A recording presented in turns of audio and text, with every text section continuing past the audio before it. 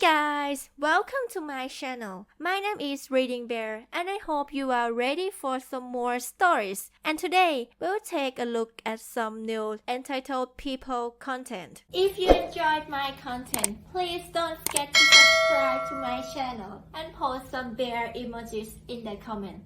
And now, let's dive right into the stories. The first story is titled Called the C Word because I didn't press a button. At my job, after someone pays, a screen will pop up on the payment machine asking if they want a receipt. There are 4 options. Yes, email, only email, and no. My customer pays his $40.79 tab with 101, so he won't get all those ones. The receipt screen comes up, so I ask if he wants it. He says no. I tell him, it's the bottom button on the screen. No. I think he's just reiterating that he doesn't want it, not that he's refusing to hit the button. So, I point and say, it's just at the bottom there, hun. He explodes. I said no. You can press it, idiot, I don't know who's touched it. Thankfully, I actually have a good boss, so I don't even hesitate when I answer with a still professional but clipped, oh no, at this point, you can either press the button or I'll cancel the sale. He tells me he's not doing it. So, we stared at each other. Just stared. For a solid minute. I pointed out that I have hand sanitizer if he's that worried. At this point, it's all or nothing because I just got called the C word, and I'm not backing down.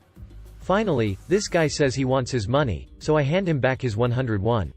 He says no, I want my stuff, and I want my change back. I tell him my drawer won't open without the receipt option being chosen. It's true, BTW.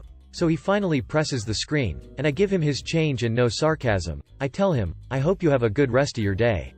He looks at my name tag very deliberately, shakes his head, and goes to leave. By the door he screams, CNT. I glance over, already with my next person, and otherwise ignore him. So he screams again, that's right, I called you a CNT. I simply said, okay, and shrugged. He left absolutely fuming, and I've been smiling ever since. Could I have just pressed the damn thing? Yes. But he's always an a-hole when he comes in, and calling me the C word because he won't press a button is unnecessary. And he handed me cash. He won't touch a screen because germs but hands me money. No. He just wanted to power play, and he lost. It's totally petty, but it felt so good. The next story is titled Guy Thinks He Has Me in the Bag despite me saying no for 2 years now. So, there is this guy at my school. He was nice to me, but when he got seated with me near his friends at class last year he became really mean. Kept stealing my stuff, kept saying mean things about me and to me, made me uncomfortable since he kept disrespecting my boundaries and was just overall a jerk. He then, after I started ignoring him, decided he was going to fall madly in love with me, or so he says. And he did everything he could to make me love him. Following me, calling me out in the hall, making his friends make me talk to him, getting his friends to pick on me and spread rumors. He called me racist because I wouldn't date him. He is Polynesian and I am about as white as a sheet of printer paper, so that got all sorts of hate directed towards me. Now, is he bad looking? No. Do I judge him for being the race he is? No. I hate people who do that. What I hate is mean people. That's it. He stopped after a while because I actually called a friend of his out in front of the entire class when he shoved my binder and computer off my desk and kept screaming my name. They all did. Until this year when they are back at it. He even called me mommy the other day.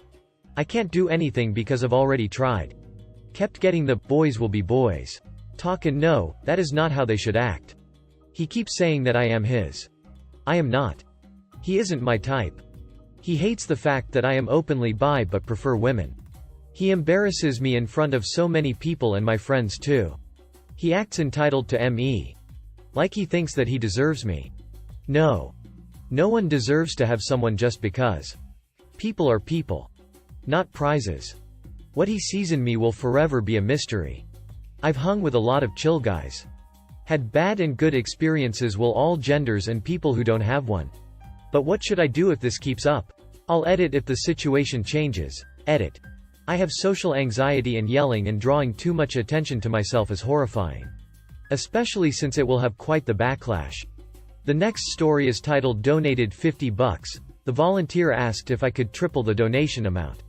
It happened yesterday. I was coming home from work and outside the metro station there were a few volunteers from an NGO, all middle-aged women. They were tagging people's shirt pockets, shoulders with the NGO's tag, flag. Apparently they were collecting donations and charitable items for disabled kids. I pulled out my wallet and I had nothing less than $50, so I handed them that 50 Indian rupees note. She looked at me, pinned the tag on my shoulder, looked dead in the eye and said, "We're doing this for 500 plus disabled students." I smiled nervously, unsure why I needed this information. But she didn't stop there. 50 Indian rupees is barely anything for that. Can you please give us at least 100 to 150 INR? It's for the children, of course. I took those 50 back and walked straight without saying anything. Edit. Alright. To address the incompetent people in the comment section, here are a few handy things you should know before you type your trash-ass comment. I'm shocked by the amount of people who think bucks is only used for USD when people in the comment section have been telling them that they ain't from US and still use bucks as a term for their respective currencies. So please learn some basic English while you can. Bucks can be used for any currency, and we use bucks for INR as much as you do for USD and as much as African people do for their rand, Australians for their Australian dollar, and same goes many other countries who do. Then to address, 50 INR is just 63 cents. You didn't donate much. Comments. First, learn about purchasing power. Different currencies hold different purchasing power in their respective countries. Not everything can be evaluated from the perspective of USD. Yes, the conversion rate is 63 cents. But in those 63 cents I can get a liter of milk, or a full meal, or a 750 milliliters bottle of Coke, or travel across the whole city or something else. 50 Indian rupees or 63 cents maybe aren't valuable for you, but they hold a certain value in India. Maybe learn how currencies work. Second, to the people who I explained to how 50 Indian rupees is $2 and 50 in purchasing power, and their reply was, "It's still not enough, refer to point first, and it's a donation, it's my ducking choice if I choose to donate 50 Indian rupees or 500. Please stop being so self-centered to think everything valuates to USD and works like USD.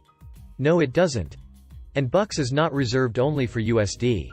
If you do ask, where it says that currencies can use bucks, well, people in the comment section will tell you that.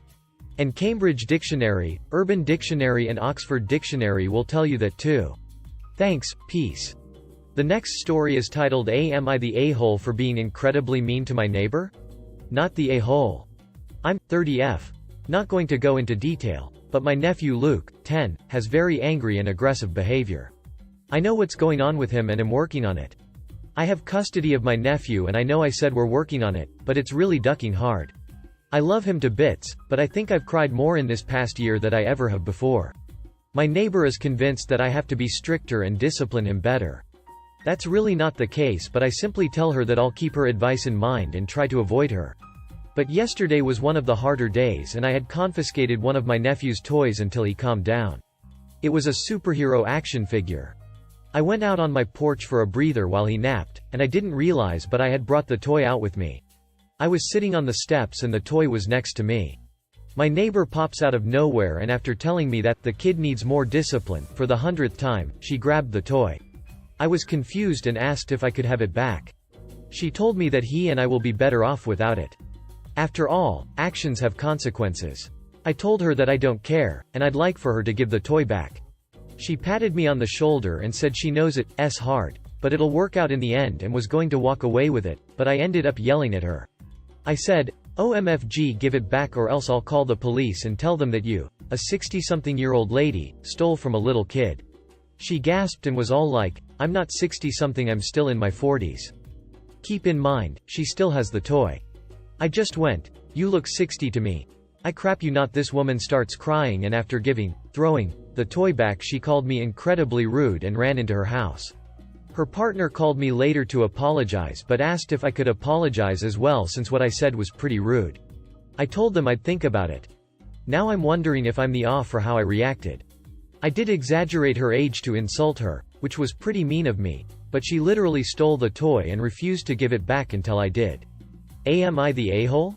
Comment said not the a-hole. What kind of grown woman tries to steal a child's toy? The A-kind, that's who. Keep doing what you're doing. Luke might not appreciate it at the time, but as an adult he'll probably be able to look back and be thankful for you." Another comment said, "Not the a-hole. I can't tell you how to properly discipline your nephew. But a grown woman who has no business in his you raise your nephew tried to steal from him and you.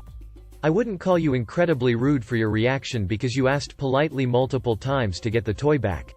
The next story is titled, "Try to Get Out of Returning My Deposit." Many years ago, my family, 2 young boys and wife, took off for the holiday of a lifetime, 9 months of camping and driving right around Australia. Because of where we wanted to go, we were set up to be completely self-sufficient. We could comfortably be on our own. No contact with the outside world for more than 2 weeks. It also meant we got pretty good at setting up and breaking camp. After nearly 9 months and 42,000 kilometers, we were getting pretty homesick and excited to be getting close to home, so we're doing some pretty long driving days. Second last day comes and goes and we are still 500 kilometers from home in a fairly major town with just too much a drive to get home that day. We could have continued a bit and camped out, but decided to treat ourselves to a campsite in a tourist park. Easy hot showers without needing to light a fire and boil water. We book in and it was bloody expensive, the most expensive tourist park anywhere we had come across. They also demanded $20 as a security deposit for the toilet block key. Back then, 1994, $20 was a considerable amount of money.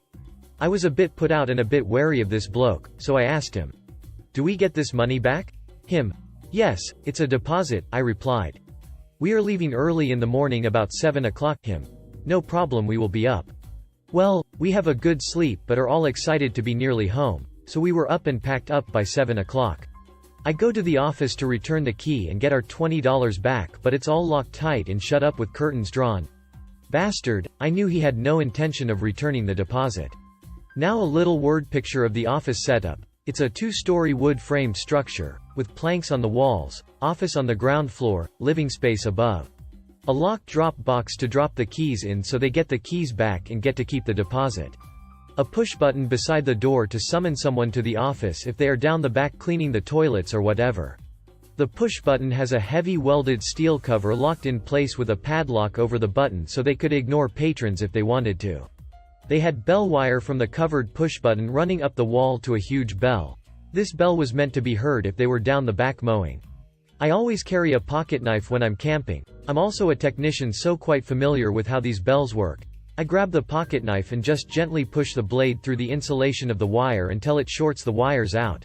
The bell rings loud enough to wake the dead. It was rattling the wooden walls. 30 seconds of that and the park bloke and all his family came down all in their pajamas and very grump about being woken so early. They had no idea how I had got the bell to ring. They checked the padlock and the metal cover, grumping and mumbling the whole time. I smiled and handed him the key and he went back in and got my $20. 5 hours later we were home. I am a technician. I knew the bell was a 12-volt bell. No danger to anyone shorting it out. That's what the button does. Bell wire is like speaker cable, 2 thin wires insulated from each other side by side. By pushing my knife in I contacted the wires and completed the circuit. I had no qualms doing it. This bastard probably does this all the time and makes quite a bit by not being there when people need to check out. The next story is titled, "My Mom Got Petty Revenge on Neighbors." So, this happened a few years ago. We live in a rural area. There is one neighbor who lives about 200 meters further from our house. They have to use our road and front yard in order to get to their house, which we don't mind and allow. Their house is also surrounded by a fence and is very nice in general. Well, neighbors have a dog that they take for a walk past our house. The dog would often poop on our front yard, and they didn't pick it up. My mom got mad and told them, but they would say it's not their dogs, but from our dog. Not true. Our dog always goes to poop far away from the house, near the forest. We also seen the dog poop and they just walk away. And then we have to clean it up. Well, one time when it happened again, my mom had enough. She got the shovel, picked up all the poop she found, walked 200 meters with the shovel and poop and threw the poop over the fence on their nicely cleaned front yard. In her words, "Now they have to clean it up." I still laugh every time I remember. The next story is titled, "Guest Tries to Pull the Lawyer Line." A few months ago it was very busy at my hotel and a guest came to the front desk. He wanted to check out early. He had checked in that day and wanted to leave but not pay. It had been so busy that I wasn't thinking straight and said that I would have to check the room. If it truly hadn't been used, then sure, you can check out and I can resell the room. I went upstairs and saw that the room looked clean but different. The bed had been made, but not the way housekeepers make it. Pillows were in different places and the sheets had been tucked in the wrong way.